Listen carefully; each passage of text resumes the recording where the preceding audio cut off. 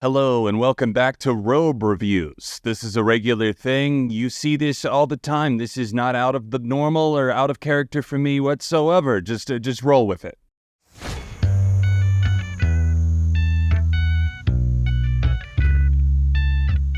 Have you guys heard this Last Dinner Party album yet? Prelude to Ecstasy. It feels like everybody's talking about it. It's like the indie buzz, the new critical darling. And at first, I was a little bit hesitant because I had only heard the lead single Nothing Matters, and it was a censored version of it because I forgot my phone at home. I know, like it was 1997, and I heard it on terrestrial radio. That was an unfortunate first listen, but I did listen to it a few other times in the way that it was meant to be consumed, which is, I guess you would say, explicit. It was plastered all over the front cover. I really don't know how you would describe this album. I guess maybe like Baroque pop, a lot of sensibilities of like the 60s, the 70s, those rhythms, that extra level of bombast. It's a very grandiose record, and I have to say, as of right now, it might be my favorite of the year. They're from the UK. They've been getting a lot of buzz, and like I said, the first single, Nothing Matters,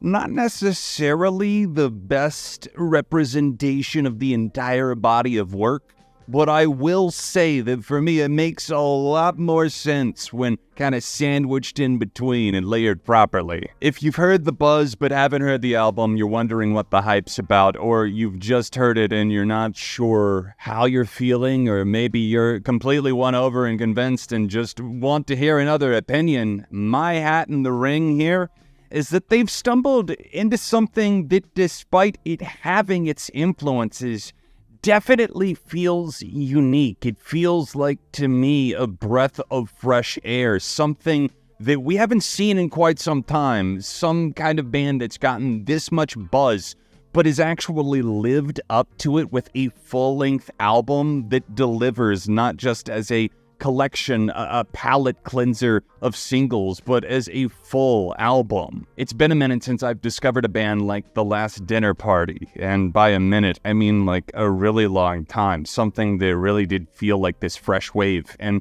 I feel like this is going to be one of those bands that has such a wide spectrum of fans that come out to their shows, listen to the music, because of course, to a younger mind, this is going to satiate some urge and thirst for creativity, something outside of an algorithm that they've not typically been fed. But for older generations, like I said, the Baroque and indie and alternative instincts that it has, I feel like it's going to blow a lot of people's minds. The 5 women in this band are so incredibly and viscerally talented. Checking in on the live performances too. Sinner knocked my socks off with just the version that I heard for the first time with the rest of the album. But the live version of Sinner, are you kidding me?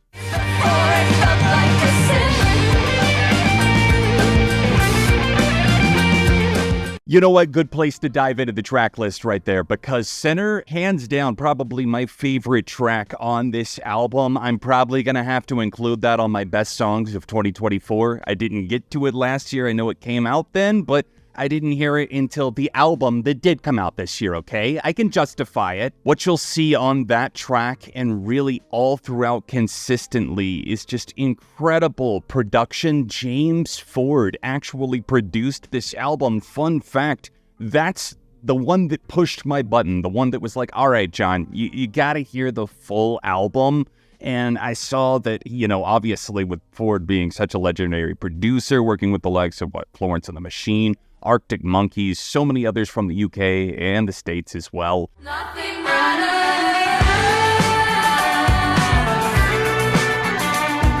So many luscious and grand strings are all over Prelude to Ecstasy, and I think that really brings out, like I said, kind of the bombast that is in the DNA of the record. But I also really appreciate just the extra outside instrumentation. There's viola on some of these tracks. There's just electric bass that sounds so fuzzy, warm, but at times it just elevates the track so much more. The rhythm section always locked in. Some of the guitar prowess, multiple guitars going off at certain points.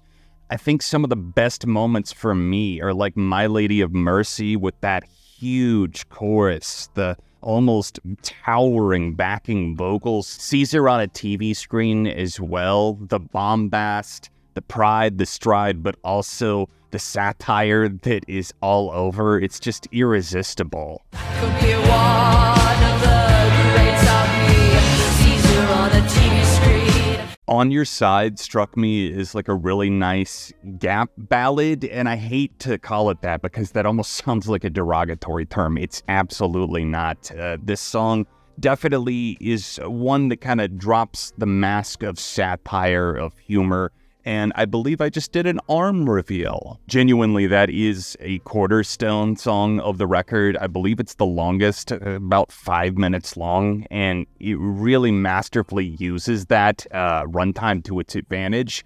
And while I wish there were a few other moments that they had fleshed out just a little bit more, like Beautiful Boy, just a little bit cumbersome, I guess. But in terms of annoying detractors, there's really not much at all I can complain about. Definitely not sonically. The lyrics are generally pretty on point, and for a band of their nature, of their statutes, I just feel like they're going to be one of the bands that's like headlining in a few years at Reading and Leeds. But time will tell. I hope this band can continue following through on the hype, delivering these types of songs of a lot of different avenues. There's a lot of influence. It's not just one sound that they're pursuing for Prelude to Ecstasy. The fact that it comes together as a body of work, it makes sense. There's connecting themes and sounds, but there's such a different sense of urgency and bombast to a song like Caesar on a TV screen, to Mirror, which really bites at the end and takes the album out. I misspoke. I said the other song was the longest. That's actually the longest, 5.5 minutes.